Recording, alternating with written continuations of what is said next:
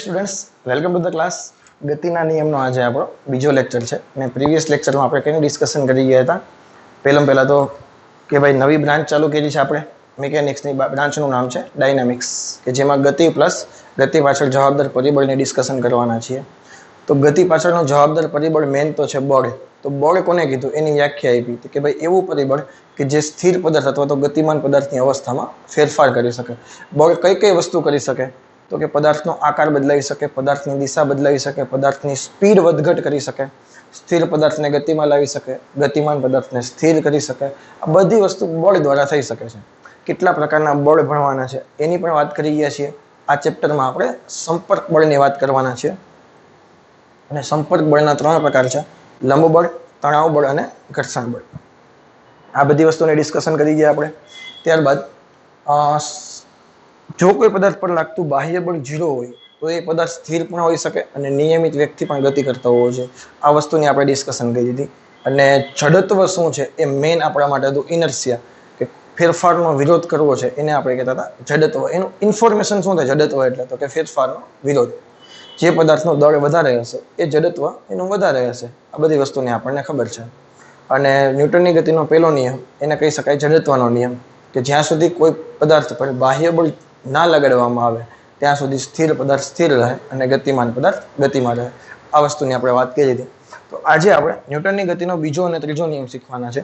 પરંતુ બીજો નિયમ શીખતા પહેલા મારે તમને એક રાશિ શીખવાડવી પડશે. એનું નામ છે વેગમાન. ઘણી વખત આમ તો જનરલ ઇન્ફોર્મેશન તો થઈ ગઈ છે. આપણે બીજા ચેપ્ટરમાં જ્યારે પારીમાં એક સૂત્રની એની વાત કરતા હતા ત્યારે વેગમાનની વાત થઈ ગઈ છે. ઇંગ્લિશમાં કહેવાય એને મોમેન્ટમ. તો 2 પ્રકારના વેગમાનની વાત કરવાના છે. એક છે રેખીય વેગમાન અને કોણીય વેગમાન. રેખીય વેગમાનની ડિસ્કશન આ ચેપ્ટરમાં કરશું. કોણીય વેગમાનની ડિસ્કશન આપણે 7મા ચેપ્ટરમાં કરશું. તો અત્યારે જે વાત કરું છું એનું નામ જ છે રેખીય વેગમાન, અથવા તો ખાલી વેગમાન લખો તો પણ હાલ પૂરતો વાંધો નથી. વેગમાન એટલે બીજું કંઈ નથી, દળ અને વેગનો ગુણાકાર. દળ અને વેગનો ગુણાકાર કરો એને કહેવાય વેગમાન. પરંતુ તમે ધ્યાનથી વિચારો, દળ તો અદિશ છે તો વેગ તો સદિશ છે કે નહીં? તો અદિશ અને સદિશનો ગુણાકાર કરો. આ સદિશ થઈ ગયું, જોયું? તો સદિશ જ થવો જોઈએ કે નહીં? અદિશ એટલે કોઈ કિંમત થઈ ગઈ. કોઈ કિંમત થઈ કે નહીં? તમે યાદ કરો, સદિશને કોઈ કોમ્પ્લેક્સ નંબર ક્યાંથી કહેવાય? આપણે શું કહેવાય? આપણે વાસ્તવિક સંખ્યા વડે સદિશને ગુણવામાં આવે તો શું થાય? જો ધન વાસ્તવિક સંખ્યા હોય તો એ સદિશનું મૂલ્ય ડબલ થઈ જશે. અને યાદ છે કે નહીં આવું કંઈ? સદિશ એ વેક્ટર આટલો હતો, એને તમે કોઈ વાસ્તવિક સંખ્યા 2 વડે ગુણો તો ધન વાસ્તવિક સંખ્યા હોય તો સદિશની લંબાઈ કેવી થઈ જાય? ડબલ. પરંતુ ડાયરેક્શન બદલાશે નહીં. જો એને ઋણ વાસ્તવિક સંખ્યા સાથે ગુણવામાં આવે તો ડાયરેક્શન બદલી જશે અને સદિશનું મૂલ્ય થશે ડબલ. પેજામાં જઈ કે નહીં? તો આ વસ્તુ તમે ઓલરેડી 4થા ચેપ્ટરમાં શીખી ગયા છો. એટલે કે તો દળ તો છે એ વાસ્તવિક સંખ્યા જ કોઈ હશે કે નહીં? કોઈ નંબર જ હશે કે નહીં? તો એ નંબર વડે વેગને ગુણી નાખો એટલે દિશા તો બદલાવાની છે નહીં. તો વેગમાનની દિશા છે એ વેગની દિશા થશે કે નહીં? ના, ખબર પડી. તમે શું કર્યું? કોઈ સદિશ સાથે વાસ્તવિક સંખ્યાનો ગુણાકાર કર્યો તો દિશા બદલાય? દળ કોઈ દિવસ માઇનસમાં હોય, એલા દળ તો પ્લસ જ હોય કે નહીં? તો વેગની જે દિશા હોય એ જ દિશા વેગમાનની દિશા થાય કે ના થાય? હા કે ના? તો વેગમાન છે એ સદિશ રાશિ છે. એનું મૂલ્ય કેટલું થાય? આપણને ખબર પડી ગઈ, એમ અને વી ના ગુણાકાર જેટલું. મૂલ્ય લખવું તો આમ લખાય ને ભાઈ, માનાંકમાં. અને માનાંક ન લખો હોય તો ખાલી પી લખો. એમ વી જેટલું થાય કે ના? અહીંયા મેં માનાંક નથી લખ્યો, એમને લખીને અહીંયા માનાંક લખ્યા. એક જ ઇક્વેશનમાં 2 વસ્તુ થઈ ગઈ. અને એની દિશા શું થાય? જે દિશામાં વેગ હોય એ જ દિશામાં વેગમાન હોય. વેગની દિશામાં જે દિશામાં વેગ હોય એ જ દિશામાં વેગમાન હોય. એકમ લખવો હોય તો બોલો જોઈએ. દળનો શું થશે? કેજી. વેગનો શું થાય? મીટર પ્રતિ સેકન્ડ. એક એકમ આ થઈ ગયો. અને થોડુંક હજી એનાલિસિસ કરવું હોય તો થોડુંક હું નવું જાદુ કરીને બતાવું. ઉપર નીચે સેકન્ડ વડે ગુણી નાખો. ચાલો, ઉપર નીચે સેકન્ડ વડે ગુણી નાખ્યા તો આ શું થઈ ગયું? કેજી મીટર પ્રતિ સેકન્ડ સ્ક્વેર ઇન્ટુ સેકન્ડ. અને કેજી મીટર પ્રતિ સેકન્ડ આ થઈ ગયું દળ, આ થઈ ગયો પ્રવેગ. તો દળ ગુણ્યા પ્રવેગ એને કહેવાય બળ અને આને કહેવાય ન્યૂટન. યાદ કરો. આનો બીજો એકમ શું થાય? ન્યૂટન ઇન્ટુ સેકન્ડ અથવા ન્યૂટન ઇન્ટુ સેકન્ડ ઓર છે બધું ભેગું થઈ ગયું કે નહીં? તો આને આ એમકેએસમાં થઈ ગયું. તો આને સીજીએસમાં લખવું હોય તો ગ્રામ સેન્ટીમીટર પર સેકન્ડ અથવા ન્યૂટન દેખાઈને શું લખી નાખવાના? ડાઇન ઇન્ટુ સેકન્ડ. તો આ થઈ ગયું વેગમાન. હવે હું તમને વેગમાન છે એ વેગ કરતા કેટલું મહત્વનું છે એ તમને એક બે એક્ઝામ્પલ આપું. જો વેગમાન છે એમાં દળ અને વેગ બંનેનો સમાવેશ થાય છે. જ્યારે વેગમાં માત્ર વેગની ડિસ્કશન કરીએ. હું તમને એક એક્ઝામ્પલ આપીને સમજાવું. તમે માનો કે કોઈ એક નાની એવી કાકરી લો છો, નાનો એવો પથ્થર અને એક મોટો પથ્થર. એ બંને પથ્થરને સમાન વેગથી હું ફેંકું છું. સાંભળજો, હું એક એક્ઝામ્પલ આપું તને સરસ મજાની રીતે સમજાઈ જશે. એક નાની કાકરી છે, આનું દળ m1 છે, અને એક મોટો કાકરો છે એનું દળ m2 છે. બંનેને હું v જેટલા સમાન વેગથી ફેંકી અને કોઈ એક વ્યક્તિને અહીંયા મારું છું. હવે હું તમને એમ કહું કે બંનેને, મેં તમને એમ કીધું નથી, હું તમને ખાલી એમ કહું કે બે પદાર્થોને સમાન વેગથી ફેંકવામાં આવે છે અને કોઈ વ્યક્તિને મારવામાં આવે છે, તો વ્યક્તિને કયો પથ્થર વધારે ઈજા પહોંચાડશે? મેં તમને દળની ડિસ્કશન કરી જ નથી. હું તમને ખાલી એમ કહું કે બે પથ્થરને સમાન વેગથી કોઈ વ્યક્તિને મારવામાં આવે છે તો કયા પથ્થર દ્વારા વધારે નુકસાન થશે? ખબર પડે? ના પડે.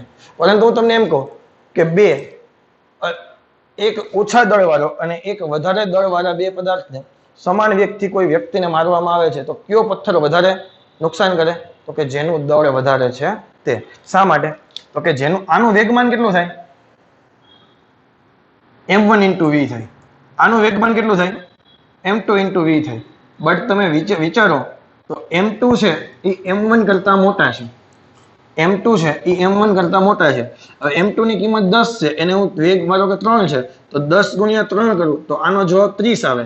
અહીંયા વેગની કિંમત 3 છે, m1 ની કિંમત 5 લો તો 5 કરીને 15 થાય. તો ચોખ્ખી વાત છે જેનું દળ વધારે એનું વેગમાન વધારે. બોલો હા કે ના?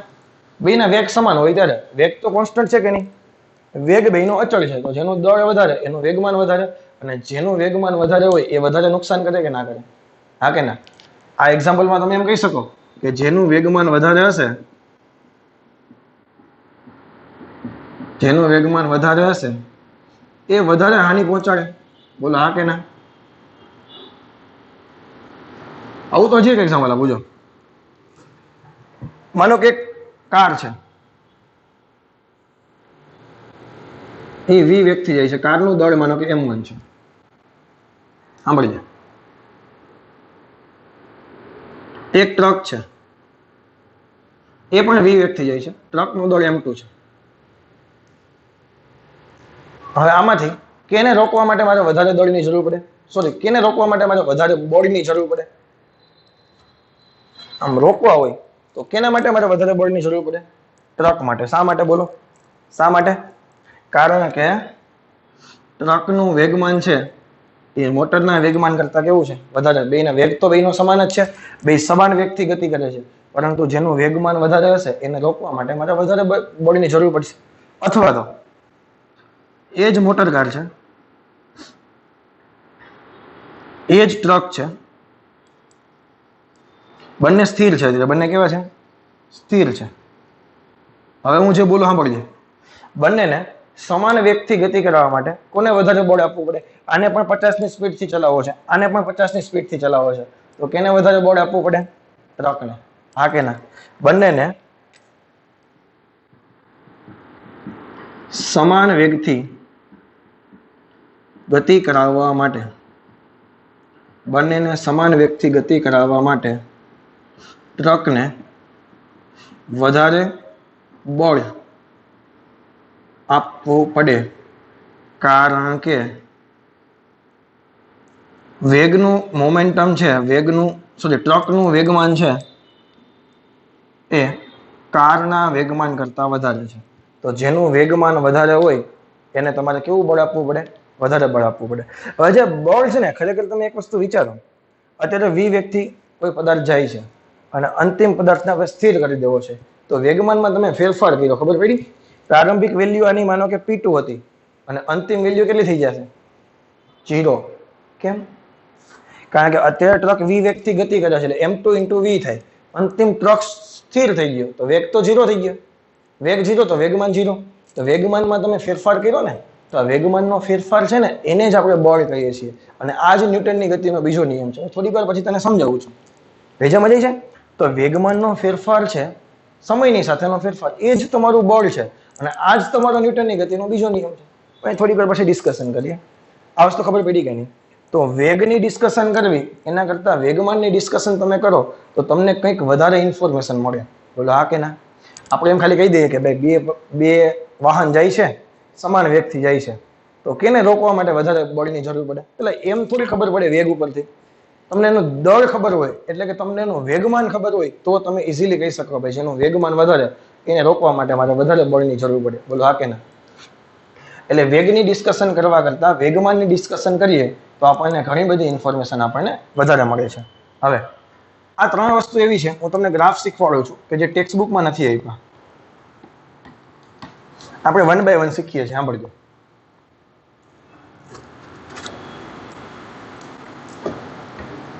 પૂછાય તો નહીં, પરંતુ તમારા માટે પહેલી વખત નવી રાશિ શીખો છો તો થોડુંક એનું એનાલિસિસ કરતા મારે શીખવાડવું છે તમને. આપણી પાસે 3 સમીકરણ છે કે નહીં? એક જ સમીકરણ છે પણ 3 રાશિ છે, વેગમાન, દળ અને વેગ. 3 વખત લખી નાખ્યું છે મેં, જોજે. હવે કોઈ પણ બે એમ અચળ રાખવું છે. બે પદાર્થ છે, બે એક જ કંપનીની મોટરસાયકલ છે, બે માનો કે બજાજ પલ્સર, બે સેમ છે, તો બેનો દળ સમાન હોય કે નહીં? બે અલગ અલગ કંપનીની ગાડી છે, એને આપણે સમાન વેગથી ગતિ કરાવશું. અહીંયા v અચળ રાખી દેવું છે અને અહીંયા આપણે વેગમાન અચળ રાખી દેવું છે. અહીંયા શું અચળ રાખી દેવું છે? વેગમાન. 3 માંથી કોઈ પણ એક રાશિને આપણે અચળ કહી દેવી છે. ફોર એક્ઝામ્પલ આપણે લઈએ કે કોઈ એક પદાર્થ છે, એનું દળ m છે, એ v1 વેગથી ગતિ કરે છે. કોઈ બીજો પદાર્થ m છે, એ v2 વેગથી ગતિ કરે છે. તો આના માટે વેગમાન શું થાય? p1 બરાબર mv1. આના માટે વેગમાન શું થાય? p2 બરાબર mv2. સાંભળજો, 1 by 1 બધામાં આપણે ડિસ્કશન કરવાની છે. હવે અહીંયા બે અલગ અલગ દળ છે, m1 છે એ v વેગથી ગતિ કરે છે અને બીજો પદાર્થ છે m2, એ પણ v વેગથી ગતિ કરે છે. સાંભળજો, એકદમ ઈઝી છે.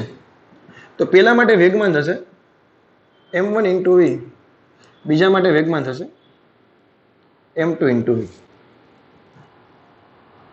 બોલો આ કે ના? અહીંયા એક નાનો પદાર્થ છે m1, એ v1 વેગથી જાય છે, એ m2 છે એ v2 વેગથી જાય છે. સાંભળજો હવે.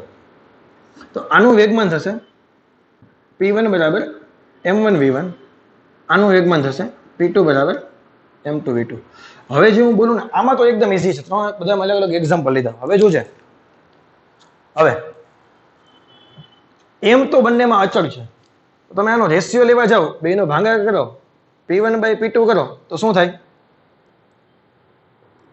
આના છેદમાં આ મૂકી દો તો p1 by p2 m cancel થઈ ગયા, v1 by v2 મળે કે ન મળે? સાંભળજે, અહીંયા p1 by p2 બરાબર m1 by m2 થાય કે ન થાય? અહીંયા તમે જો p તો અચળ છે, p અચળ, એનો મતલબ શું થાય? પેલા જેટલું વેગમાન હતું એટલું જ વેગમાન પછી થયું કે નહીં?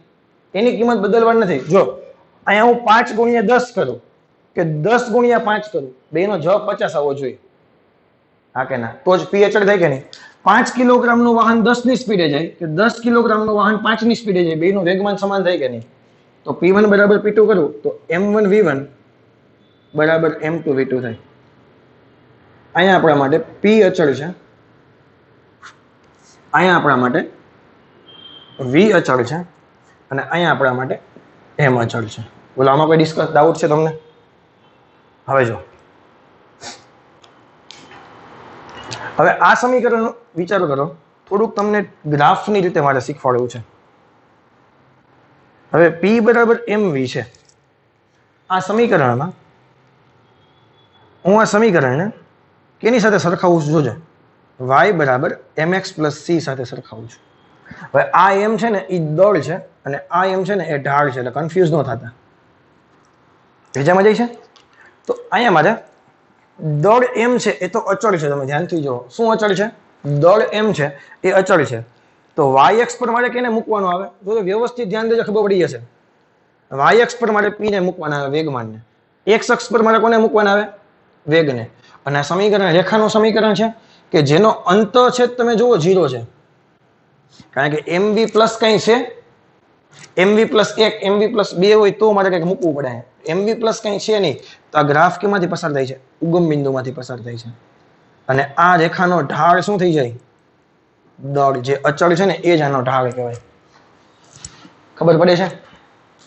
p બરાબર mv. તને મેં એમ ખાલી કીધું હોય કે y બરાબર 3x છે, ચલો આ ગ્રાફ બનાવો, તો તમે કેમ બનાવો કે અહીંયા મૂકો y, અહીંયા મૂકો x, y બરાબર 3x પ્લસ 0 છે, એટલે ગ્રાફ તો ઉગમ બિંદુમાંથી પસાર થાય છે. ચાલો, અને એનો ઢાળ કેટલો થઈ ગયો, તો કે m બરાબર 3 જેટલો ઢાળ થઈ ગયો. હવે તને એમ કીધું 3x પ્લસ આ 3x પ્લસ 0, ચલો હું તને એમ કહું કે y બરાબર 4x પ્લસ 2 છે, તો તમે ગ્રાફ શું બનાવો, તો કે c બરાબર 2 થયા, એટલે પ્લસ c બરાબર 2 લખી નાખ્યા, અને અહીંયા લખી નાખો y, અહીંયા લખી નાખો x, આનો ઢાળ થઈ ગયો 4. યાદ આવ્યું કે નહીં બધી વસ્તુ? તો અહીંયા અચળ કોણ છે, દળ અચળ છે, તો ગ્રાફ કેનો બનાવ્યો, p proportional to v નો. અને આમે તને ખબર પડી જાય અહીંથી કે દળ અચળ હોય તો p proportional to v થાય. સમપ્રમાણતા નિશાની છૂટી કરો અને પાછું એમ મૂકી દો એટલે સમીકરણ બની ગયું. અહીંયા કોણ અચળ છે, v અચળ છે, તો p proportional to m થાય કે ન થાય? અને જ્યાંથી ખબર પડી જાય p proportional to m, p proportional to v. યાદ આવ્યું? હવે અહીં ગ્રાફ બનાવવાનો છે આપણે, p બરાબર mv છે, બટ એને બદલે હું લખી નાખું છું vm. p બરાબર vm લખી નાખે. શા માટે? કારણ કે અહીંયા વેગ અચળ છે. તો આ સમીકરણને તમે y બરાબર mx પ્લસ c સાથે સરખાવો તો y દેખાઈને p મૂકવો પડે, x દેખાઈને m મૂકવો પડે, અને c દેખાઈને 0 મૂકવો પડે. બોલો હા કે ના? તો આ ગ્રાફ કેવો થઈ જાય, અહીંયા p આવશે, અહીંયા દળ આવશે. ગ્રાફ તો ઉગમ બિંદુમાંથી જ પસાર થાય છે, પરંતુ એનો ઢાળ થઈ જશે વેગ. ક્લિયર? એમસીક્યુમાં પૂછે તો આપણને આવડી જવા જોઈએ. હવે અહીંયા p કોન્સ્ટન્ટ છે, સાંભળજો, mv બરાબર અચળ, તો m proportional to 1/v થાય કે ન થાય? ના ખબર પડી? ચાલો અહીં લખી નાખો, m સમપ્રમાણતા નિશાની છૂટી કરો, k અચળાંક મૂકી દો બરાબર v, તો mv બરાબર k થયા કે નહીં, અને k અચળ હતો કે નહીં? તો ખબર પડી, mv બરાબર અચળ હતો તો m proportional to 1/v થાય કે ન થાય? હા કે ના? અને જ્યારે આવો ગ્રાફ હોય ત્યારે મેં તમને કીધું હતું આનો ગ્રાફ કેવો મળે, અતિવલય ગ્રાફ મળે. કેવો મળે? અતિવલય ગ્રાફ મળે. અને એને ઇંગ્લિશમાં કહેવાય રેક્ટેન્ગ્યુલર હાઇપરબોલા. અતિવલયને ઇંગ્લિશમાં શું કહેવાય? હાઇપરબોલા. જેવી રીતે કેમ પરવલયને પેરાબોલા કહેતા હતા, તો અતિવલયને શું કહેવાય? અતિવલયને શું કહેવાય? હાઇપરબોલા. શું કહેવાય? હાઇપરબોલા. આનો ગ્રાફ કેવો મળે, તો કે પેલું છે m, એને અહીં રાખી દો, બીજું છે v, એને અહીં રાખી દો. m proportional to 1/v છે, તો આ ગ્રાફ હાઇપરબોલા આવી રીતે મળે. આ બીજી વખત આપણે આવો ગ્રાફ જોઈએ છીએ. એકવાર ક્રેશ કોર્સમાં જોઈ ગયા હતા, યાદ કરો. એકવાર ક્રેશ કોર્સમાં ગ્રાફ જોઈ ગયા હતા, ચર ઘાતકીય રીતે ઘટતો હતો ગ્રાફ, યાદ કરો. તો m proportional to 1/v. હવે અહીંયા જો એક તમને બીજી વસ્તુ છે, આમાં તો બહુ એનાલિસિસ નથી. અહીંયા તમને કહું, આમાં તમે એક પોઈન્ટ નીચે લખી નાખજો, તમારે બેયનું વેગમાન સમાન કેવું છે. આપણે એક્ઝામ્પલ લખી નાખીએ, m1 ની કિંમત 20 છે. એક એક્ઝામ્પલ આમાં સમજાવું છું. બોર્ડ થોડોક મારી પાસે નાનો છે પણ તમે સમજી શકશો. m1 ની કિંમત 20 છે, m2 ની કિંમત 50 છે. સાંભળજો, આને હું 5 ના વેગથી દોડાવું 5 મીટર પ્રતિ સેકન્ડથી તો મારું વેગમાન 100 થાય. આને હું 2 મીટર પ્રતિ સેકન્ડના વેગથી દોડાવું તો પણ મારું વેગમાન 100 થાય. એટલે સમાન વેગમાન કરવા માટે જે હલકો પદાર્થ છે એને વધારે ઝડપથી ગતિ કરાવવો પડે, જે ભારે પદાર્થ છે એને ઓછા ઝડપથી ગતિ કરાવવો પડે. બોલો આ કે ના? નોંધ કરીને લખો. સમાન વેગમાન મેળવવા માટે, આ ગ્રાફ પૂરો થાય ને પછી નોંધ લખી નાખજો. સમાન વેગમાન મેળવવા માટે ભારે પદાર્થને ઓછા વેગથી, જ્યારે હલકા પદાર્થોને વધારે વેગથી ગતિ કરાવવી પડે છે. આ વસ્તુ ક્લિયર? તો આ ઇન્ફોર્મેશન નથી તમારા માટે વેગમાનની. આખું વેગમાનની બધી જ હિસ્ટ્રી આપણી પાસે નીકળી ગઈ છે. વેગમાન એટલે દળ અને વેગનો ગુણાકાર. સદિશ રાશિ છે, જે દિશામાં વેગ હોય એ જ દિશામાં વેગમાન હોય. કારણ કે p proportional to mv છે એમાં કોઈ પણ પદાર્થનું દળ તો અચળ જ હોય, તો વેગમાન સદિશ રાશિ છે તો વેગ જે દિશામાં હશે એ દિશામાં વેગમાન હશે. એ પણ મેં તમને કહી દીધું કે વાસ્તવિક સંખ્યા સાથેનો ગુણાકાર થયો અને દળ હંમેશા પ્લસ હોય તો આની દિશા બદલાવી જોઈએ નહીં. તો જે દિશામાં વેગ એ દિશામાં વેગમાન. આ graph P proportional to V પૂછે તો એનો ઢાળ થઈ ગયો M. P proportional to M પૂછે તો એનો ઢાળ થઈ ગયો V. સોરી, હા. અને P કોન્સ્ટન્ટ હોય તો M અને V એકબીજાના વ્યસ્ત પ્રમાણમાં છે, તેનો ગ્રાફ આવે અતિવલય. આ બધી વસ્તુ પ્રેક્ટિસની છે. જેમ જેમ પ્રેક્ટિસ કરશું એમ આ બધી વસ્તુ આપણને આવડતી જશે. ચલો, ક્લિયર? હવે આપણે ન્યૂટનની ગતિનો બીજો નિયમ શીખવા માટે તૈયાર છીએ અને આપણને બધી જ વસ્તુની હવે ખબર છે, બધી વસ્તુ આપણે સમજી શકશું. તો હવે શું છે? સેકન્ડ લો ઓફ ન્યૂટન, અથવા તો ન્યૂટન સેકન્ડ લો લખો ને ભાઈ. Newton's second law of motion, ન્યૂટનની ગતિનો બીજો નિયમ. એક એક્ઝામ્પલની મદદથી જ સમજીએ. તમે ટેક્સ્ટ બુકમાં જોશો તો તમને કંઈ આવું જોવા નહીં મળે. મારે તને નિયમ સમજાવવાનો છે, મેથડ ગમે તે હોય, સમજાય કે નહીં? તારા મગજમાં મસ્ત રીતે નિયમ છપાઈ જવો જોઈએ. માનો કે કોઈ એમ દળનો કણ છે, એ શરૂઆતમાં v1 વેગથી ગતિ કરે છે, હા કે ના? તો આનું વેગમાન કેટલું થાય મને કહે છે? p1 બરાબર mv1. સદિશ સ્વરૂપે લખું તો v1 ની દિશા આ હોય તો વેગમાનની દિશા એ જ હોવી જોઈએ. હવે કોઈ કણ આવી રીતે શાંતિથી સરસ મજાની રીતે ગતિ કરતો હતો, કોઈ ચેન ચાળા કરવા આવ્યો અને એના પર બળ લગાવ્યું, આ પદાર્થ પર બળ લગાવ્યું, એટલે મેં શું લખી નાખ્યું? હવે આ પદાર્થ પર બળ લગાવો તો શું થાય? દળ તો અચળ છે ને. દળ કેવું છે? અચળ છે. દળ બદલાય નહીં. ઘણાના મનમાં ક્વેશ્ચન હશે કે સર તમે એમ કહેતા હતા કે પદાર્થનો આકાર બદલાઈ જાય, તો પદાર્થ દબાઈ જાય તો દળ ઘટી જવું છે. એટલે દળ ન ઘટે હો. પદાર્થ કમ્પ્રેસ થઈ જાય તો દળ ઘટે નહીં. દળ કેવું હોય? અચળ હોય. તો હવે માનો કે વેગમાન ફેરફાર, વેગનો ફેરફાર કેટલો થઈ ગયો? v2. આપણે એવું માની લઈએ કે ભાઈ કોઈ પદાર્થ ગતિ કરે છે, એમ દળનો પદાર્થ v1 વેગથી ગતિ કરે, એટલે પ્રારંભિક વેગમાન હતું એનું p1 બરાબર mv1. સડનલી કોઈના પર બળ લગાવે, સડનલી કોઈના પર બળ લગાવે એટલે પદાર્થ v2 વેગથી ગતિ કરવા લાગે છે અને એનું અંતિમ વેગમાન કેટલું થઈ ગયું? p2 વેક્ટર બરાબર mv2. ક્લિયર? તો વેગમાનનો ફેરફાર કેટલો થયો? વેગમાનનો ફેરફાર કોને કહેવાય? તો કે અંતિમ માઇનસ પ્રારંભિક. તો p2 માઇનસ p1 અથવા તો આને ડેલ્ટા p કહેવાય કે ના કહેવાય? આને શું કહેવાય? ડેલ્ટા p કહેવાય કે નહીં? વેગમાનના ફેરફારને શું કહેવાય? Delta p. તો હવે નિયમ શું છે એ સાંભળ. નિયમ શું છે? પદાર્થના વેગમાનના ફેરફારનો સમય દર, સમયની સાપેક્ષમાં વેગમાનમાં કેટલો ફેરફાર થયો. હવે જો આને લખાય શું રીતે? સમયની સાપેક્ષે હોય તો સમયનો ફેરફાર છેદમાં લખવાનો, વેગમાનનો ફેરફાર અંશમાં લખવાનો. આને લખાય પદાર્થના વેગમાનના ફેરફારનો સમય દર, delta p by delta t. આને શું લખાય? સમયની સાપેક્ષે વેગમાનમાં થતો ફેરફાર. અને એને ફિઝિક્સની ભાષામાં કહેવાય વેગમાનના ફેરફારનો સમય દર. તમે આમ લખો તો પણ ચાલે, પદાર્થના સમયની સાપેક્ષે વેગમાનમાં થતો ફેરફાર, એમ લખો તો પણ ચાલશે. પદાર્થમાં સમયની સાપેક્ષે વેગમાનમાં થતો ફેરફાર એમ લખો, કોઈ પ્રોબ્લેમ નથી. અથવા એમ લખો પદાર્થના વેગમાનના ફેરફારનો સમય દર. જ્યારે જ્યારે સમય દર આવશે ત્યારે સમય ક્યાં હશે? છેદમાં હશે. ક્લિયર? થોડુંક નવી લેંગ્વેજમાં શીખીએ. બાકી આવું તો આપણને ખબર જ હતી કે સમયની સાપેક્ષે વેગમાનમાં થતો ફેરફાર, પણ એના કરતાં થોડુંક નવી રીતે લખીએ. પદાર્થના વેગમાનના ફેરફારનો સમય દર એ તેના પર લાગતા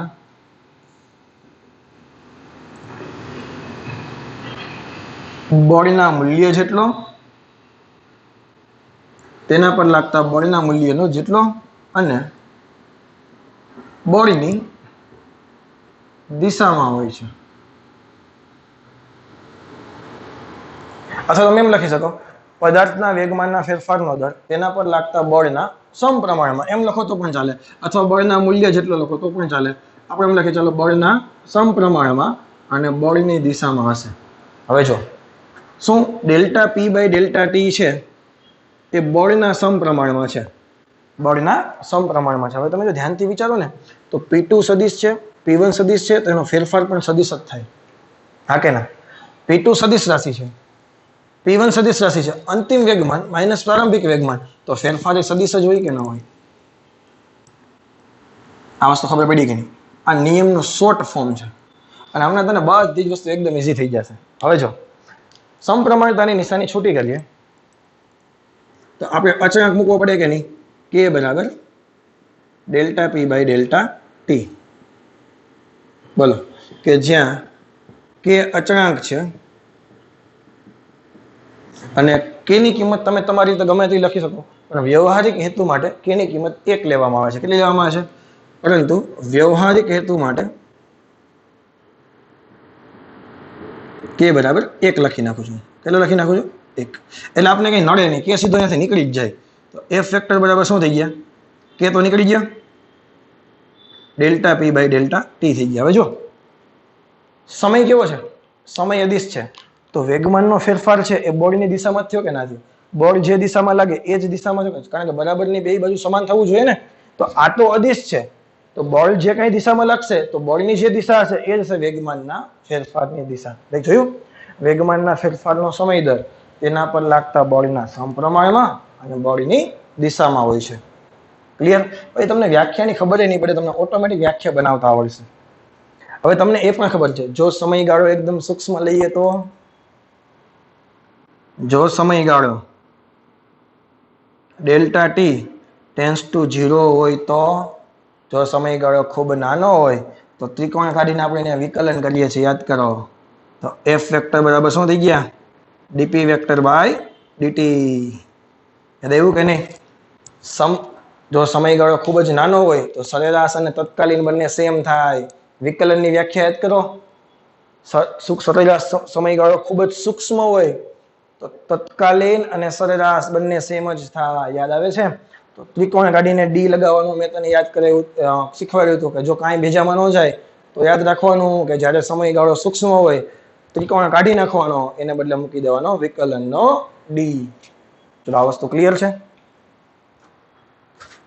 ઓકે. હવે આમાં તમને કોઈને પ્રોબ્લેમ નહીં હોય. આકૃતિ દોરના છે એટલે આપણે મજા આવે સમજવાની. હવે છે ને અહીંથી થોડુંક એનાલિસિસ કરાવું. ડી બાય ડીટી પી દેખાય ને, પી વેક્ટર ને હું એમવી વેક્ટર લખી નાખું છું, કારણ કે આપણને બધાને ખબર છે વેગમાનનું મૂલ્ય શું થશે? MV vector. હવે દળ તો અચળ હોય કે નહીં? તો અચળ તો વારંવાર વહી આવે, હા કે ના? કારણ કે એમ અચળ છે. અને ડીવી બાય ડીટી એને કહેવાય પ્રવેગ. એને શું કહેવાય? પ્રવેગ. સદિશના સ્વરૂપમાં લખ્યું, બાકી એ બરાબર ડીવી બાય ડીટી લખતા હતા, આજે સદિશના સ્વરૂપમાં લખ્યું. તો અત્યારે લગીને તમે એફ બરાબર એમ એ, એફ બરાબર એમ એ બોલતા હતા, એ સમીકરણ કયું છે? ન્યૂટનની ગતિનો બીજો નિયમ છે. બીજામાં જાય એફ બરાબર એમ એ છે, એ બીજું કાંઈ નથી, ન્યૂટનની ગતિનો બીજો નિયમ છે. પેજામાં ગયું કાંઈ? વ્યાખ્યા ફરીથી બોલું. પદાર્થના વેગમાનના ફેરફારનો સમય દર, પદાર્થના વેગમાનના ફેરફારનો સમય દર એ બળના સમપ્રમાણમાં હશે. હવે ભવિષ્યમાં આપણે ખાલી આ જ યાદ રાખશું. આપણના મગજમાં આટલું હોવું જોઈએ, એફ બરાબર ડીપી બાય ડીટી. આપણા મગજમાં શું હોવું જોઈએ? એફ બરાબર ડીપી બાય ડીટી. અને જો એમ યાદ ન આવતું હોય તો આ સમીકરણ આમ બનાવાય, એફ બરાબર એમ એ, સદિશ પછી લખી નાખજો, એ બરાબર ડીવી બાય ડીટી. એમ ને જવા દે અંદર, તો ડી બાય ડીટી એમવી, અને આને કહેવાય ડીપી બાય ડીટી. તો ન્યૂટનની ગતિનો બીજો નિયમ એફ બરાબર ડીપી બાય ડીટી. મારે આમાં કાંઈ પડવું નથી. કે બરાબર, આ તો ખાલી જસ્ટ ઇન્ફોર્મેશન માટે કે ખરેખર આવી રીતે સાબિત કરી શકાય. તારા મગજમાં ખાલી આજથી આટલું હોવું જોઈએ, એફ બરાબર ડીપી બાય ડીટી. બોલો, રહી જશે? હજી એક વખત હું તને બળનો આઘાત કરીને નવી રાશિ શીખવાડીશ, એ સમયે ફરીથી તને યાદ કરાવીશ. એફ બરાબર ડીપી બાય ડીટી 50 વખત લખવું પડે તો લખજે. એફ બરાબર ડીપી બાય ડીટી. પી દેખાય ને એમવી, એમ બહાર કાઢો, ડીવી બાય ડીટી બરાબર એ, એફ બરાબર એમ. તો 5 વખત લખજે એફ બરાબર ડીપી બાય ડીટી માંથી. અહીંથી આ કેવી રીતે આવ્યા ને, 5 વખત લખજે. ન્યૂટનની ગતિનો પહેલો નિયમ શું છે?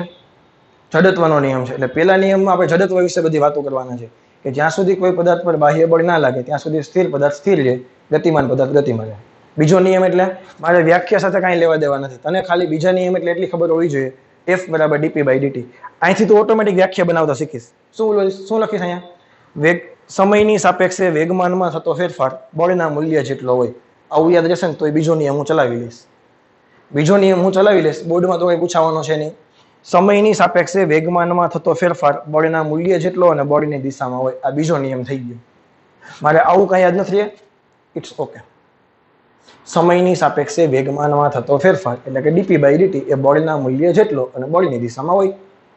ક્લિયર? તો બીજા નિયમમાં હવે તમને કઈ ડાઉટ રહેવો જોઈએ નહીં. હવે આ નિયમની મદદથી 1 ન્યૂટન અને 1 ડાઇનની વ્યાખ્યા આપતા શીખવાની છે આપણે. અને એક સરસ મજાનું એક્ઝામ્પલ આપું. જે લોકો ક્રિકેટના શોખીન છે એ લોકો સરસ રીતે સમજી શકશે હું જે એક્ઝામ્પલ આપવાનો છું તે. પહેલા 1 ન્યૂટન અને 1 ડાઇનની વ્યાખ્યા શીખી લઈએ. આપણી પાસે શું છે? F = m. હવે આને જો MKS માં મારે લખવું હોય તો F એટલે હું માનો કે 1 ન્યૂટન લખી નાખું છું. બળ દેખાય દળ ત્યાં 1 કિલોગ્રામ લખીશું અને પ્રવેગ દેખાય ત્યાં 1 મીટર પ્રતિ સેકન્ડ સ્ક્વેર લખું છું. હું 1 ન્યૂટનની વ્યાખ્યા આપું, સાંભળજો. બધું એક એક કહી દીધું મેં. તો કે ભાઈ જે બળ 1 કિલોગ્રામ દળના પદાર્થથી 1 કિલોગ્રામના કેટલો પ્રવેગ ઉત્પન્ન કરી શકે? તો કે 1 મીટર પ્રતિ સેકન્ડ સ્ક્વેર પ્રવેગ ઉત્પન્ન કરી શકે. પ્રવેગ ઉત્પન્ન કરી શકે તેને 1 ન્યૂટન કહેવાય. તે બળનું મૂલ્ય કેટલું હોય? 1 ન્યૂટન બળ હોય તો 1 કિલોગ્રામમાં 1 મીટર પ્રતિ સેકન્ડ સ્ક્વેરનો પ્રવેગ ઉત્પન્ન કરી શકે. આ તમે બીજી રીતે પણ વ્યાખ્યા આપી શકો. આને માનો કે હું 2 કહી દઉં, 2 કિલોગ્રામ, તો આનો પ્રવેગ કેટલો થવો જોઈએ? 1. જે બળ 2 કિલોગ્રામ પદાર્થમાં 1/2 મીટર પ્રતિ સેકન્ડ સ્ક્વેર પ્રવેગ ઉત્પન્ન કરી શકે તેને 1 ન્યૂટન કહેવાય. પણ આવી કોઈ પેટર્ન છે ને બધી વસ્તુ એક કહી દેવાની. તો તમે 3 ને 1/3 હોતી લખી શકો તો પણ 1 ન્યૂટન થઈ ગયા નોંધે. એટલે એના કરતા કોમન કે બધું એક કહી દેવાનું. હવે CGS માં લખીએ આપણે તો આ વ્યાખ્યા થઈ ગઈ ડાઇનની.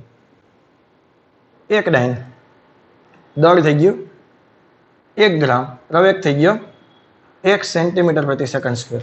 તો કે જે બળ 1 ગ્રામ પદાર્થમાં 1 સેન્ટીમીટર પ્રતિ સેકન્ડ સ્ક્વેર પ્રવેગ ઉત્પન્ન કરી શકે તે બળનું મૂલ્ય 1 ડાઇન કહેવાય. હવે જામાં જઈએ તો 1 ન્યૂટન અને 1 ડાઇનની વ્યાખ્યા પૂછાય નહીં જાય. આ તો મેં તમને શીખવાડી દીધી. હવે હું તમને એક એક્ઝામ્પલ આપું છું સરસ મજાનું ન્યૂટનની ગતિનો બીજો નિયમ સમજવા માટે. હવે સાંભળ, માનો કે ક્રિકેટનો બોલ છે. અહીંથી બેટ્સમેન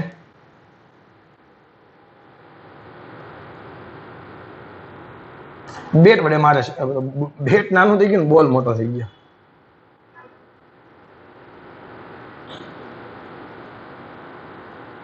ચાલ આવું કઈ બેટ છે સરસ મજાનું. આ બેટ વડે કોઈ એક બોલને મારે છે. બોલ માનો કે 60 મીટર પ્રતિ સેકન્ડની સ્પીડથી ગતિ કરે અને બાઉન્ડ્રી લાઈન પર ઉભેલા કોઈ ખેલાડીના હાથમાં એ બોલ આવે છે ત્યારે એ બોલ 30 મીટર પ્રતિ સેકન્ડના વેગથી ગતિ કરે છે. સાંભળીએ, જ્યારે ખેલાડીના હાથમાં કેચ થાય છે ત્યારે એ 30 મીટર પ્રતિ સેકન્ડના વેગથી, કારણ કે બોલ જે એ હવામાં અંતર કાપશે એટલે ધીમે ધીમે ધીમે અવરોધને કારણે એનો વેગ ઘટે છે. આવું માની લઈએ આપણે. આ બોલનું વજન છે 1 કિલોગ્રામનું વજન. એટલું બધું હોય? અડધા કિલોગ્રામનું ના હોય. આમ તો આપણે લખી નાખીએ ભાઈ કે અડધા કિલોગ્રામનો છે, જેથી કરીને આપણે સમજવા માટે ડેટા કેવા લે? ઇઝીલી. ખબર ને, સિઝનનો બોલ ક્રિકેટનો મેચ રમતા હોય એ લોકોનો બોલ કેટલા હોય? 157 ગ્રામનો હોય. આપણે કેલ્ક્યુલેશનમાં પડવા માટે બોલ અડધા કિલાનો લખી નાખીએ. તો અહીંયા તમે પ્રારંભિક વેગમાન વિચારો તો કેટલું થઈ ગયું? 0.5 × 60. બધું MKS છે કે નહીં? તો 30 kg/મીટર પ્રતિ સેકન્ડ સ્ક્વેરનું પ્રારંભિક વેગમાન હતું. સાંભળીએ હવે. તો અહીંયા કે બોલનું દળ તો બદલાઈ જાય નહીં, અડધો કિલો જોઈ કે નહીં? તો અંતિમ વેગમાન કેટલું થઈ ગયું? 0.5 × 30 કેટલા થઈ ગયા? 15 kg/મીટર પ્રતિ સેકન્ડ. હવે જે બોલું સાંભળજો. તો વેગમાનનો ફેરફાર કેટલો થયો? વેગમાનનો જે ફેરફાર થયો એ કેટલો થયો? આપણે ડેલ્ટા પી નામ આપી દઈએ અથવા તો ડીપી નામ આપો, વોટેવર જે કંઈ તમે નામ આપો. તો ડેલ્ટા પી કેટલું થશે? P2 - P1. P2 - P1. તો વેગમાનનો ફેરફાર કેટલો થઈ ગયો? 15 - 30 બોલે તો -15 kg/મીટર પ્રતિ સેકન્ડ. અને માઇનસ બીજું કઈ નથી, દિશા બતાવે છે. એટલે માઇનસની ચિંતા ન કરો અત્યારે. માઇનસની કઈ ચિંતા કરવાની જરૂર છે નહીં. તો ડેલ્ટા પી નું મૂલ્ય લખવું હોય તમારે તો ડેલ્ટા પી વેક્ટરનું મૂલ્ય ખાલી કેટલું થઈ ગયું? હવે જે હું બોલું ને ધ્યાનથી સાંભળજે કે બે ખેલાડી છે, એક અનુભવી ખેલાડી, હવે જો હવે સાચા એક્ઝામ્પલની શરૂઆત થઈ છે. એક અનુભવી ખેલાડી છે કે જે લાંબા ટાઈમથી ક્રિકેટ રમે છે, અને એક નવો ખેલાડી છે કે જે હમણાં જ ક્રિકેટ રમવાની શરૂઆત કરે છે. એટલે જે અનુભવી ખેલાડી હોય ને, એ કોઈ પણ બોલ આવે, તમે લોકોએ ઓબ્ઝર્વેશન કર્યું હશે કે બોલ આવે ને, એ કોઈ ડાયરેક્ટ આમ પકડી ન લે, એ શું કરે, હાથને પાછળની બાજુ લઈ જાય છે. આવું જોયું કે નથી જોયું? શા માટે લઈ જાય છે? એની પાછળ ફિઝિક્સ છે. નવો ખેલાડી હોય, તમને બોલ થ્રો કરે તો તમે હાથ આમ કરીને પકડી લો, પછી હાથ આમ કરવાનું આપણે લાગે. એટલે એવું માની લઈએ કે નવો જે ખેલાડી છે, નવો ખેલાડી એ બોલ પકડવા માટે લાગતો સમય છે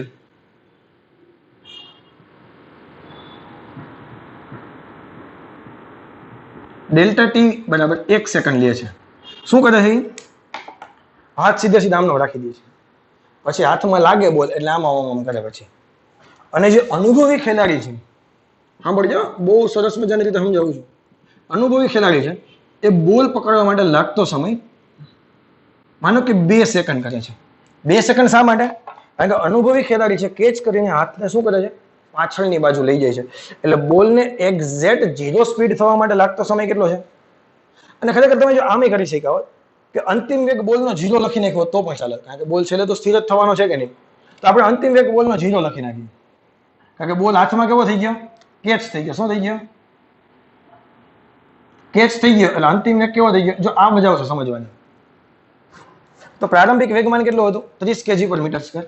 અને અંતિમ વેગમાન કેટલું થઈ ગયું? 0. કારણ કે બોલ સ્થિર થઈ ગયો તો વેગ થઈ ગયો 0. આ સમજવાની મજા આવશે. તો 0 - 30 કરો એટલે ફેરફાર કેટલાનો થયો? 30 નો મૂલ્ય લખી નાખ્યું 30. હવે સાંભળ, આ ખબર પડી કે નહીં? નવો ખેલાડી હાથ સીધા આમ રાખી દે અને કેચ બોલને પકડી લે એટલે બોલ સ્થિર થઈ ગયો. 60 ના વેગથી આવ્યો હતો, દળ હતું એનો 1/2 કિલો, એટલે પ્રારંભિક વેગમાન હતું એનું 30. 1 સેકન્ડમાં કેચ કરે હાથ આમનો રાખીને એટલે બોલ સ્થિર થઈ ગયો, અંતિમ વેગ 0 થઈ ગયો, અંતિમ વેગમાન 0 થઈ ગયો. કેટલા સમયમાં વેગમાન 0 થયું? 1 સેકન્ડમાં. સાંભળી જાય. અનુભવી ખેલાડી છે, એ હાથ પાછળ લખે છે એટલે 2 સેકન્ડનો ટાઈમ લાગે છે, અને 2 સેકન્ડમાં બોલ સ્થિર થાય છે. તો લાગતું બળ ફાઇન કરું તો નવા ખેલાડી માટે જે બળ લાગે છે, એફ નવા ખેલાડી માટે, એ કેટલું થશે? Delta P by delta T. તો ડેલ્ટા પી કેટલું હતું? 30. સમય કેટલો લાગ્યો? 1. તો નવા ખેલાડીને બળ કેટલું લાગ્યું? 30 ન્યૂટન. જ્યારે અનુભવી ખેલાડીને વેગમાનનો ફેરફાર તો 30 જ છે, કારણ કે એ પણ હાથને બોલને સ્થિર કરી દેવાનો છે, પરંતુ બોલને સ્થિર કરવા માટે 2 સેકન્ડનો ટાઈમ લાગે છે. તો એને ખાલી બળ કેટલું લાગશે? 15 ન્યૂટન. તો અનુભવી ખેલાડીને એટલું બધું હાથમાં ચોટ લાગશે નહીં, એટલી બધી ઈજા થશે નહીં, આમ કરવું પડશે નહીં. પણ નવો ખેલાડી છે, ડાયરેક્ટ આમ ઊભો રહી જાય તો સીધો બોલ હાથમાં આવીને ચોટી જાય. પેલો તમે જો પાછળના ભાગમાં વિચારો તો સમય વધી ગયો, વેગમાનનો ફેરફાર, બોલને સ્થિર કરવા માટે, વેગમાન 0 કરવા માટે સમય તમે વધારે આપ્યો. એટલે વેગમાનનો ફેરફાર છે તો બંનેમાં સેમ, પરંતુ આ 1 સેકન્ડમાં ફેરફાર કરે છે, આ 2 સેકન્ડમાં ફેરફાર કરે છે. હજી કોઈ ખેલાડી હોય એ 3 સેકન્ડમાં ફેરફાર કરતો હોય તો એને તો બળ એના કરતાં ઓછું લાગે, માત્ર 10 જ લાગશે. આ વસ્તુ ભેજામાં જાય તો ક્રિકેટરો છે શા માટે બોલને પાછળ લઈ જાય છે? કે જેથી કરીને તે વેગમાનનો ફેરફાર થવામાં થોડો વધારે ટાઈમ લાગે, તો હાથ પર લાગતું બળ કેવું થઈ જાય? ઓછું થઈ જાય. આ ભેજામાં જાય છે કે નહીં? તો ક્રિકેટરો કાંઈ ગાંડા નથી થઈ ગયા કે જેથી કરીને સીન નાખે છે. સીન નથી નાખતા, એ લોકો ફિઝિક્સનો ઉપયોગ કરે છે અને હાથને ઈજા પહોંચાડવાથી બચાવે છે. ભેજામાં જાય છે. તો આ એક સરસ મજાનું એક્ઝામ્પલ ન્યૂટનની ગતિના બીજા નિયમને સમજવા માટે હતું.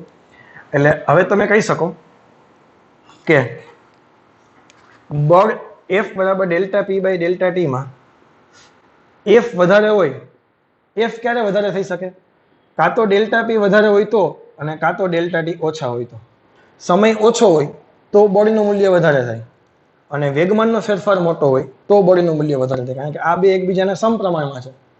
અહીંયા 5 મૂકો તો કિંમત સીધી 5માં ભાગની થઈ જાય, અહીંયા 6 મૂકો તો 6 ભાગની થાય. બોલ આ કે ના? અહીંયા 20 મૂકું, અહીંયા 50 મૂકું, અહીંયા 100 મૂકું. હવે તમે સમજી શકો. અને બળનું મૂલ્ય ક્યારે ઘટે? કે ડેલ્ટા પી નું મૂલ્ય ઓછું હોય અને સમયનો ફેરફાર કેવો હોય? વધારે હોય, કારણ કે બળ છે એ સમયના ફેરફારના વ્યસ્ત પ્રમાણમાં છે, વેગમાનના ફેરફારના સમપ્રમાણમાં છે. આ વસ્તુ ક્લિયર? અને આને હું ન્યૂટનની ગતિના પહેલા નિયમ સાથે પણ હું કમ્પેરિઝન તને કરાવી શકું. કેવી રીતે? જો માનો કે બળ 0 છે, F બરાબર m. માનો કે બાહ્ય બળ છે F નેટ, બાહ્ય બળ 0 છે, તો બાહ્ય બળ 0 છે એનો મતલબ શું થાય? પ્રવેગ 0 છે. પ્રવેગ 0 છે એનો મતલબ શું કરતા હતા? dv/dt 0 છે, અને dv/dt 0 છે એનો મતલબ શું થાય? કોન્સ્ટન્ટ છે. આ વસ્તુ કાલે તો મેં તમને કીધી હતી એટલે જ કે ન્યૂટનની ગતિનો પહેલો નિયમ અને બીજો નિયમ એકબીજા સાથે સુસંગત છે. હા કે ના? પહેલા નિયમમાં શું હતું કે જ્યાં સુધી કોઈ પદાર્થ પર બાહ્ય બળ ના લાગે ત્યાંથી ગતિમાન પદાર્થ પોતાની ગતિ અચળ વેગથી ચાલુ રાખશે. એ 40ના વેગથી જતો હશે તો 40ના વેગથી જ જશે. જો બાહ્ય બળ 0 હશે તો v એનો કેવો હશે? અચળ હશે. અને સ્થિર પદાર્થ હોય તો સ્થિરનો સ્થિર રહેવાનો છે. એ જ વસ્તુ તમે બીજા નિયમની મદદથી સાબિત કરી શકો છો. કાલે મેં તને એડવાન્સમાં સાબિત કરી દીધી હતી, પણ આજે તને તારા મગજમાં ક્લિયર થઈ ગયું. ચલો, ક્લિયર છે કે નહીં? અને બીજા નિયમમાં એક શીખવા જેવી બાબત એ છે આના સિવાયની, કે તમને ખબર છે કે બીજો નિયમ છે એ તમને બળનું મૂલ્ય આપે છે. બીજો નિયમ તમને શું આપે છે? બળનું મૂલ્ય આપે છે. હવે હું તમને જે બોલું છું ને એ વ્યવસ્થિત ધ્યાનથી લખજે કે આપણને બીજો નિયમ છે એ બળ આપે છે, બળની માહિતી આપે છે, એવું લખીને ચાલો. અને બળ કેવી રાશિ છે? સદિશ રાશિ છે. અને ફિઝિક્સમાં આપણે 3 દિશામાં અભ્યાસ કરીએ છીએ જનરલી. એક્સ અક્ષ, કાર્ટેશિયન એમ પદ્ધતિમાં 3 અક્ષ લખીએ છીએ, એક્સ અક્ષ, વાય અક્ષ અને ઝેડ અક્ષ. તો બળ તો 3માંથી કોઈ પણ દિશામાં હોઈ શકે. તો બળનો જો મારે એક્સ દિશાનો ઘટક વિચારવો હોય, બળનો મારે એક્સ ઘટક વિચારવો હોય એટલે કે એફએક્સ વિચારવો હોય તો મારે શું કરવું પડે? તો એક્સ દિશામાં જ વેગમાનનો ફેરફાર ધ્યાનમાં લેવાનો. આ ભેજામાં ગયું. અને px દેખાય ત્યાં મારે શું મૂકવું પડે? વેગનો માત્ર એક્સ જ ઘટક લખવો પડે. બટરફ્લાય છે એ 3 ડાયમેન્શન ગતિ કરે પતંગિયું, તો એનો એક્સ દિશાનો વેગ હોય એટલો જ વેગ અહીં લખો તો તમને બળનો એક્સ ઘટક મળે. વાય દિશામાં વેગ લખો તો તમને બળનો વાય વેગ લખો, બળનો વાય ઘટક મળે. અને ઝેડ દિશામાં તમે બળ લખો તો બળનો તમને ઝેડ ઘટક મળે. ભેજામાં જાય કે નહીં? એમને બહાર કાઢી લો અને dv/dx ને કહી શકું ax. એવી રીતે જો મારે બળનો વાય ઘટક લખવો હોય તો મારે શું કરવું પડે? વેગમાનનો મારે વાય ઘટક લખવો પડે અને એ મને મળે may. ડાયરેક્ટ લખી નાખું છું. જો મારે ઝેડ ઘટક લખવો હોય, આ તો દાખલામાં જ્યારે આવશે ને ત્યારે આની સાચી મજા આવશે. અત્યારે ખાલી શીખી લો ખાલી એમનું. જ્યારે દાખલામાં વસ્તુ આવશે ત્યારે વસ્તુ તમને વ્યવસ્થિત રીતે સમજાઈ જશે. ક્લિયર છે? અને મારે તમને બીજી એક વસ્તુ એવી કહેવી છે કે કોઈ પણ પદાર્થ પર તમે બળ લગાડો, આ વસ્તુ ખૂબ અગત્યની છે. માનો કે કોઈ કણ છે આવી રીતે ગતિ કરે છે, આ દિશામાં કણ ગતિ કરે છે, v વેગથી આવી રીતે ગતિ કરે છે. હવે તમને ખબર છે કે જો હું આ બળ આને આ દિશામાં બળ લગાડું તો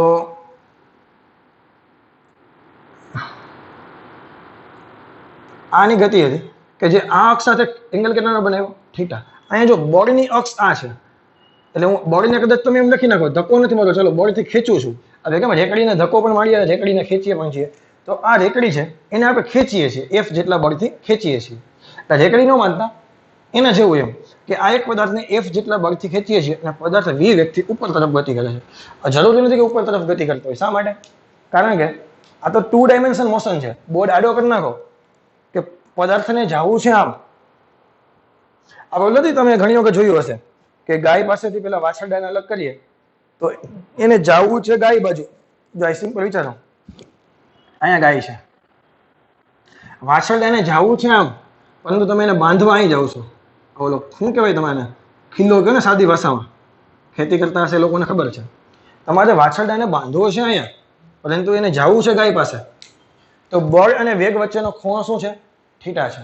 તો હવે સાંભળજે, આ વેગના 2 ઘટક પડે. 1 મિનિટ.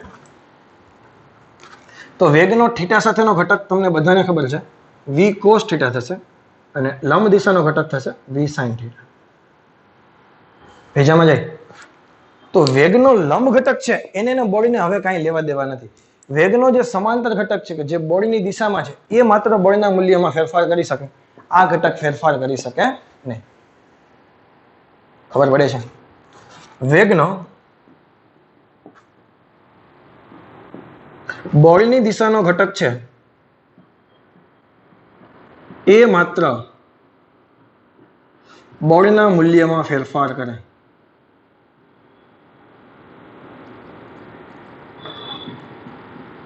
બળનો લંબ ઘટક, બળનો નહીં, વેગનો લંબ ઘટક, વેગનો લંબ ઘટક, લંબ ઘટકને બળ સાથે કંઈ લેવા દેવા નથી. વેગનો જે ઘટક બળની દિશામાં હોય એ ઘટક જ વેગના મૂલ્યમાં ફેરફાર કરી શકે. એનો જે લંબ ઘટક છે એને કાંઈ લેવા દેવા છે નહીં. આ વસ્તુ ભેજામાં જાય કે નથી જતી?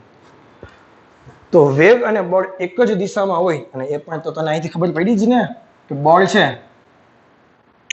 યાદ કરો,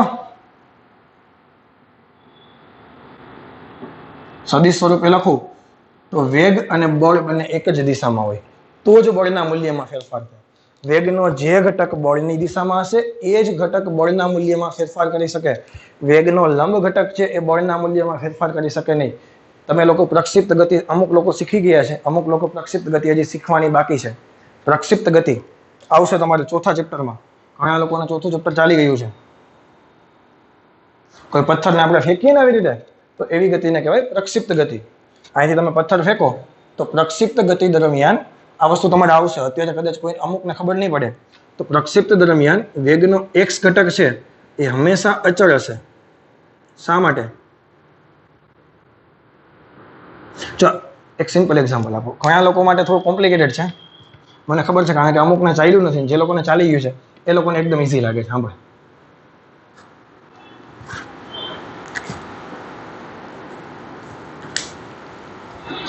કારણ કે અલગ અલગ બેચમાં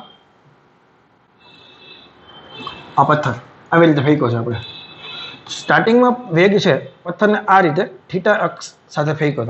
તમે પથ્થરને ફેંકો છો તો એક્સ અક્ષ સાથે આ જે એંગલ બનાવીને મેં ફેંક્યો છે. ક્લિયર છે? તો આ થઈ ગયો વેગનો એક્સ ઘટક, વીએક્સ કહી દો. આ થઈ ગયો વેગનો વાય ઘટક, વીએક્સ અને વીવાય. તો સમગ્ર પ્રક્ષિપ્ત ગતિ દરમિયાન જે લોકોને ખબર છે, બધાને ખબર છે કે વેગનો એક્સ ઘટક છે એ અચળ રહે છે. ચિંતા ના કરો, ચોથા ચેપ્ટરના છેલ્લેથી બીજો ટોપિક છે. ઘણા લોકોને ચલાવવાનો બાકી હોય તો મૂંઝાતા નહીં. પરંતુ વેગનો વાય ઘટક છે એ હંમેશા બદલતો રહે. વેગનો વાય ઘટક છે એ હંમેશા બદલતો રહે. અહીંયા વેગનો વાય ઘટક 0 થઈ જાય.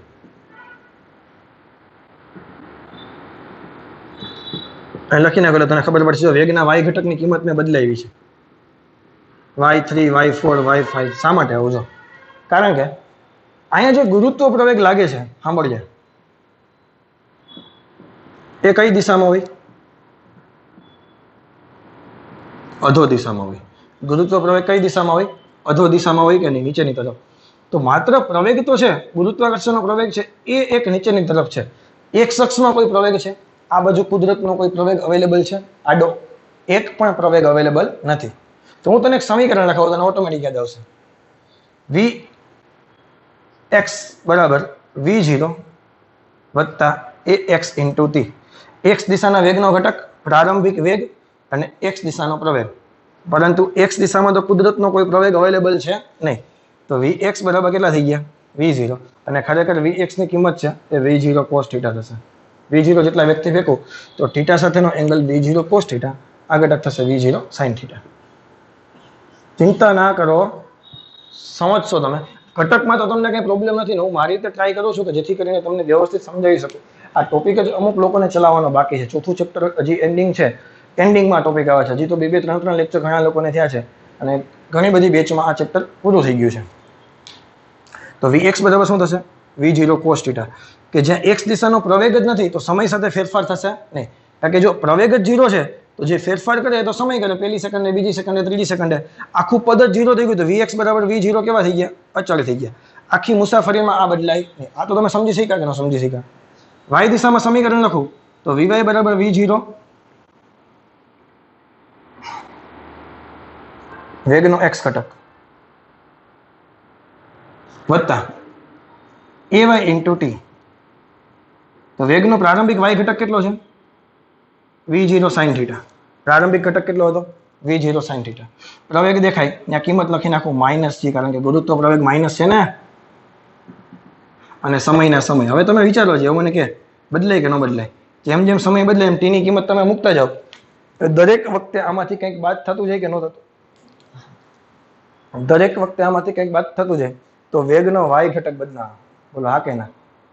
હવે તમે વિચારો, જે દિશામાં પ્રવેગ હોય એ જ દિશામાં બળ લાગે. હવે તને જો બધું ધીમે ધીમે ધીમે બધું સમજાવતો જાઉં છું, છે થોડુંક હાઈ લેવલનું, અને કદાચ ના સમજાય તો અત્યારે ચિંતા ન કરતા હો તમ તારે. ના સમજાય તો અત્યારે ચિંતા કરતા નહીં. મેં તમને આગળનું જે પેલું ગાય વાળું એક્ઝામ્પલ આપ્યું એમાંથી તમને સમજાઈ ગયું કે વેગનો જે ઘટક બળની દિશામાં હશે એ જ બળના મૂલ્યમાં ફેરફાર થાય. આ થોડુંક એડવાન્સ લેવલે કે જે લોકોને ચાલી ગયું છે એ લોકો અત્યારે સમજી શકશે, જે લોકો નથી ચાલ્યું એ લોકો ટ્રાય કરો, સમજી શકશો, તમને વાંધો નહીં આવે. અને કદાચ ના સમજાય તો ઓલું એક એક્ઝામ્પલ સમજવા માટે કાફી હતું. પ્રવેગ કઈ દિશામાં છે? નીચે તરફ. પ્રવેગ કઈ દિશામાં છે? નીચે તરફ. તો બળ કઈ દિશામાં લાગશે? નીચે તરફ. તો બળ જે દિશામાં હોય એ જ દિશામાં વેગમાં ફેરફાર થાય કે નહીં? અથવા તો વેગમાં ફેરફાર જે દિશામાં થાય એ જ દિશામાં બળમાં ફેરફાર થાય. ઊંધું એકબીજામાં. બળમાં ફેરફાર થાય તો વેગમાં ફેરફાર થાય, અથવા વેગમાં ફેરફાર થાય તો બળમાં ફેરફાર થાય. તો બળ નીચે તરફ છે તો વેગનો વાય ઘટક જ બદલાવો જોઈએ કે નહીં? જો બદલાણો, માત્ર વાય જ બદલાણો. બળ એક્સ દિશામાં હતું કંઈ નહીં, તો એક્સ દિશામાં કાંઈ ફેરફાર થયો નહીં. એવી રીતે અહીંયા શું હતું? આ એક્ઝામ્પલમાં, ગાયવાળા એક્ઝામ્પલમાં શું હતું? વેગનો એક્સ ઘટક માત્ર બદલાતો હતો, કારણ કે એ બળની દિશામાં હતો. અહીંયા વેગનો વાય ઘટક નહોતો બદલાતો. તો જે દિશામાં બળ હોય એ દિશાનો ઘટક બદલાય. અહીંયા બળ ઋણ વાય દિશામાં છે તો વાય દિશાના ઘટકો બદલાતા ગયા. એક્સ દિશામાં નથી તો એક્સ દિશાનો બદલાશે નહીં. કહેવાનો મતલબ એવો છે કે વેગ અને બળ એક જ દિશામાં હોય એ દિશાનો બળનો ઘટક બદલાય, એને લંબ દિશાનો ઘટક બદલાય નહીં. આ સિમ્પલ, શોર્ટ એન્ડ સ્વીટ. પરંતુ સમજાવવા માટે થોડીક મગજમારી તો કરવી પડે ને ભાઈ. એમને ગોખાવતા નથી, વ્યવસ્થિત સમજવું પડશે. ભલે એક્ઝામ્પલ પછી યાદ રહી જશે, ઓટોમેટિક પ્રક્ષિપ્ત ગતિ ચાલશે યાદ. તો આજના લેક્ચરમાં કોઈ વાંધો નથી ને? ક્લિયર છે? તો બસ આજના લેક્ચરમાં ન્યૂટનની ગતિનો બીજો નિયમ હું તારી પાસે એટલી એક્સપેક્ટેશન રાખું કે તને ખાલી એટલી ખબર હોવી જોઈએ, એફ બરાબર ડીપી બાય ડીટી અને એફ બરાબર ડી એમ વી, એમ બહાર કાઢો, એફ બરાબર એમ ડીવી બાય ડીટી, એફ બરાબર એમ. આજના લેક્ચરનું તારણ ખાલી આટલું હતું. બળ 0 હોય તો પ્રવેગ 0 થાય, પ્રવેગ 0 હોય તો કાં તો પદાર્થ સ્થિર હોય અથવા તો નિયમિત, પ્રવેગ 0 હોય તો પદાર્થ નિયમિત વેગથી ગતિ કરતો હોય અથવા તો સ્થિર હશે. આ તો કાલના લેક્ચરમાં પણ આપણે શીખી ગયા હતા. વેગ જે દિશામાં હશે એ જ દિશામાં બળના ફેરફાર થાય, એને લંબ દિશામાં કાંઈ ફેરફાર થાય નહીં. એક ન્યૂટન અને એક ડાયનની વ્યાખ્યા શીખી ગયા. બાકી આ બધી વસ્તુ તમારા માટે ગૌણ છે, યાદ રાખવાની જરૂર નથી. તને ગાય અને વાછરડાવાળું અને પ્રક્ષિપ્ત ગતિના બે એક્ઝામ્પલ મારે તને આપવા પડે.